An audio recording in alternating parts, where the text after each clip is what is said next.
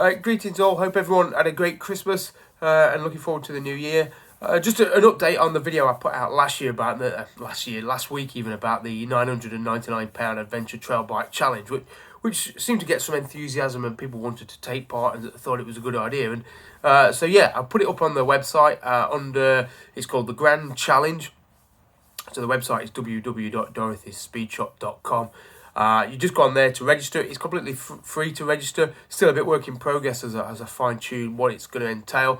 But how I see it is, you essentially go out there and you buy a bike for less than £1,000, or you might already have a bike for less than £1,000, and then throughout 2023 you just get out and use it. You know, originally we said it would be a trail challenge, but I'm going to widen the net, and you can do trail challenges or you can do road challenges, because I know not everyone wants to ride on trail, and I know people have been finding like gems of GSX thousands, and I found a Thunder Race for less than £1,000. So you know, if you're excited by that and want to get something like that and go off around North Coast 500 or Ireland or Wales or wherever, Isle of Man, for example, there'll be a system where you get points for doing those and doing mileage based on that. Equally, if you want to do trail, you can do the Great Western Trail, a lap of the ABR circuit, and then events that I'll put on throughout the year, so you can come to them and get points that way. So the idea really is it's an open playing field. You get the bike that excites you for less than £1,000, or the bike that you've already got that's already exciting you for less than £1,000, and then you just get out and use it. And we have a good forum where people can discuss ideas and make suggestions on dates where people want to do things and help each other out and create a bit of a community around it, really. Because I don't know if anybody's watching this who's not aware, but I came back from Australia on a motorbike worth less than £600 or £700, and then went New York to Alaska. So for me, the usability of a cheap, light, disposable bike is already been well proven, and it still excites me. You know, some of the people I've led from Land's End to John O'Groats or around Ireland, some of the people who've had the most fun have been on those cheap disposable bikes that they picked up for their adventure. And so I think there's something really primitive and fun about this way of motorcycling. And I guess I want to remotivate myself a little bit, and it excites me. So tomorrow I'm picking up my Grand Challenge machine. I won't tell you what it is. I'm going to do a video tomorrow picking it up and seeing if it runs. I've been told it doesn't completely run, but it shouldn't take much to fix it.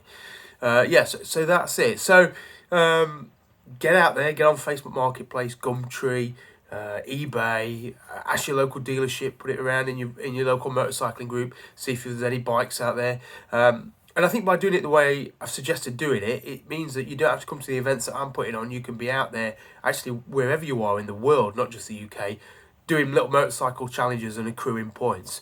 In terms of the bike, yes, if you're going to do trail, you want something a bit light and more manoeuvrable and manageable, which is what I'm getting tomorrow. You know, you don't need to get a trail bike to do some light trailing. You know, the Afghanis and the Mongolians and that prove many times over that CG125 will go where a GS 1200 won't. So, you know, try and think a bit more laterally. Do you need a trail bike with loads of suspension travel to do some trails?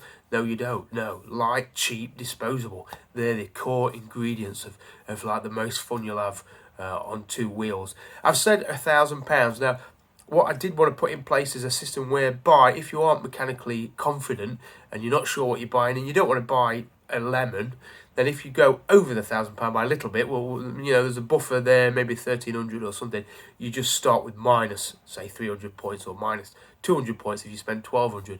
I know that's not quite as puristic approach as people might have wanted, but I don't want to deter those people who aren't confident in buying a sub £1,000 bike. And there's some really good bikes for around 1,200 which look mechanically great. So I don't want to penalise them. And equally, if you find a gem for £600, you start with plus 400 points. So that's how we'll do it. So there's a lot to fathom out. There's a lot to figure out. There's a lot to put in place. But there's a lot of people already excited about this, and hopefully we can get back to the spirit of the original garbage run, which was about using inappropriate machines to do big adventures and sharing the excitement of it all. So that's it. So Merry Christmas.